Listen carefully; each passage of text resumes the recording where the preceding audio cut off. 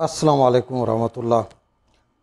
बहुत सारे दोस्त ये सवालात करते रहते हैं कि आप पाक सेकुलर्स के प्लेटफार्म से अपना मौक़िफ़ बयान करें मुख्तलिफ़ चीज़ों के बारे में, और फिर यह है कि आप कुरान ही को रेफरेंस मानते हैं, हदीस को आप अगर नहीं मानते तो फिर लेजिस्लेशन कैसे होगी, या आपके अकायद क्या हैं, या मुख्तलिफ़ किस्म के सवाल करते रहते हैं। तो मेरे जहन में एक बात आई कि बजाय एक एक टॉपिक को लिया जाए, एक सीरीज़ ऐसी शुरू कर दी जाए कि जिसमें मुसलमान की पैदाइश से लेकर मौत तक जो 60-65 साल की इसकी ज़िंदगी है, इसको थोड़ा थोड़ा कवर कर दिया जाए। तो इसमें जो इवेंट्स होते हैं उसमें इस्लाम हमारे फ़हम के मुताबिक क्या गाइड करता है उसको बयान कर दिया जाएगा, तो हमारी बात आपके सामने आ जाएगी। बाकी आप जिस तरह चाहें अपने मसलक को या अपने उलमा को जिस तरह फॉलो कर रहे हैं उस तरह करते रहें। तो शुरू यहाँ से करते हैं कि जब भी मुसलमान के घर बच्चा पैदा होता है तो शुरू का जो हफ्ता है 2-3 दिन उसमें 3 काम करने होते हैं। एक तो वो अज़ान उसके कान में दी जाती है, दूसरा उसका नाम रखा जाता है, एक और चीज़ तहनीक है, वो भी एक बनाया गया है कि भाई इसको कुछ चटा कर कोई घुट्टी में इसको दे दिया जाए। तो ये 3 काम हैं। फिर इसके बाद फिर अकीका है, ख़तना है, और रफ्ता रफ्ता ये चीज़ें आगे चलती हैं। तो हम एक एक चीज़ को लेते जाते हैं। मसलन अब इस वीडियो में पहली वीडियो है तो इसमें हम अज़ान और इकामत की बात को लेते हैं। तो बात यह है कि जो भी बच्चा जब भी पैदा होता है हमारे अकायद के लिहाज से, हमारे अकीदे के लिहाज से वो मुस्लिम ही पैदा होता है, क्योंकि इस्लाम जो है वो सलामती का मज़हब है।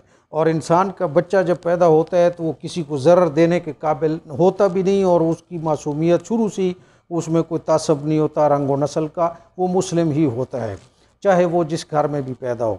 और ज़रूरी नहीं है कि मुस्लिम को अरबी का एक जुमला हो तो उसको मुस्लिम कहा जाए। ठीक है, मुस्लिम और मोमिन में भी फ़र्क है। सहाबा यानी हजूर के सामने भी बाद लोग मुसलमान हुए तो उनको कहा गया अभी मोमिन नहीं बने, लेकिन इससे हट कर भी वो भी मुस्लिम थे जो बनी इसराइल वाले थे। और इसके अलावा भी जैसे मुशरिक की ग्रेडेशन है, वो ज़रूरी नहीं कि वो ही मुशरिक हो जो बुतों को पूजता हो। रियाकारी करने वाला, नमाज रियाकारी से रोज़ा रखने वाला भी मुशरिक कहलाता है। जैसे ज़िना है, और जैसे इसकी किस्में हैं कि भाई एक आदमी हज पे जा रहा है और उसमें कोई आगे पीछे हो गया तो उसकी बीवी उस पर हराम कहते हैं, तो ये वो वाला ज़िना नहीं, इसकी और ग्रेडेशन है। ऐसे ही मुस्लिम भी वहीं से शुरू हो जाता है जब ये सलामती के साथ रहता है, चाहे जिस जगह भी हो। इसके बाद फिर बाकी चीज़ें अरबी की और नाम है और दूसरी चीज़ें। तो इसके लिए जो बच्चे के कान में एक तरफ अज़ान और एक तरफ इकामत दी जाए, तो इसका कोई निसार नहीं है इस्लाम का कि भाई ये आप नहीं करेंगे तो बच्चा मुसलमान ही नहीं होगा। ये दीन के कोई असासी चीज़ों में नहीं है। अब ये मैंने मिस्रियों को देखा है कि वो मरने वाले की भी एक तरफ अज़ान और एक तरफ इकामत करते हैं। यानी वो जब मर जाता है बंदा तो उसके भी कान में अज़ान देते हैं। तो ये एक चीज़ है जो सामने है कि भाई आप अज़ान, इसकी कोई यानी ऐसा नहीं है कि अगर कोई आदमी 40 साल की उम्र में अगर मुसलमान होगा तो फिर हम उसकी कान में दोबारा अज़ान देंगे। इस पे ईमान का कोई निसार नहीं है। आप दें अज़ान तब भी वो मुसलमान है, आप ये अज़ान इकामत न दें तब भी मुसलमान है। लेकिन अगर आप दे दें तो फिर उसमें थोड़ा ये ख्याल करें कि भाई इसको मस्जिद वाली अज़ान नहीं है कि आप उस तरह वो बच्चे के कान का पर्दा ही फाड़ दें। हल्का सा अज़ान और इकामत आप दोनों तरफ करना चाहे तो कर दे। बाकी आपके फ़लसफ़े हैं कि भाई अज़ान भी हो गई, इकामत भी हो गई, आप जनाजे की नमाज का इंतज़ार है, ये आपकी अपनी बनाई हुई बातें हैं।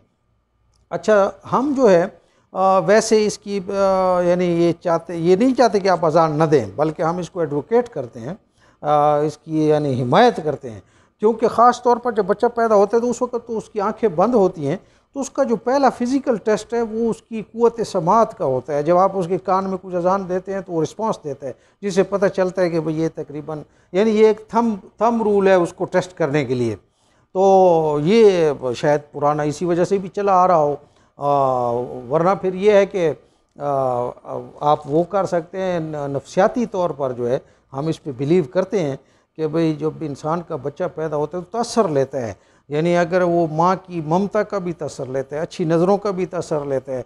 तो अगर एक आदमी ईमान वाला है और अल्लाह की मोहब्बत में उसके कान में अज़ान दे रहा है तो इसका तअस्सुर ज़रूर बच्चे के पास जाएगा। लेकिन फिर आपको ये सोचना चाहिए ना कि उस आदमी से अज़ान लें जिसका खुद अल्लाह से ताल्लुक़ तो हो। यानी ये कोई प्रोफेशनल मौलवी का काम तो नहीं है जो पैसों के लिए अज़ान दे रहा हो या या उसका काम तो नहीं, उसको पता ही किसी चीज़ का नहीं है। तो अगर आपने फिर अजान देनी है तो फिर अल्फाज से ज़्यादा सेंटिमेंट्स ट्रांसमिट होते हैं, फिर उस आदमी से अजान दिलाएं। बहरहाल कहने का मकसद ये है कि अजान आप दिलाएं, इकामत दिलाएं मुसलमान बच्चे को, ज़रूरी ये नहीं है, ये मस्ट नहीं है, इसके बगैर कोई ये ऐसा नहीं हो सकता कि आप कहें कि किसी बच्चे के कान में अजान नहीं पड़ी तो आप ये ईमान है इसका नहीं हो। ये बात यहाँ ख़त्म हो गई। अब अगली बात तहनीक, बड़ा भारी सा लफ्ज़ रखा गया है, उस पर हम अगली वीडियो में इंशाल्लाह डिस्कस करते हैं।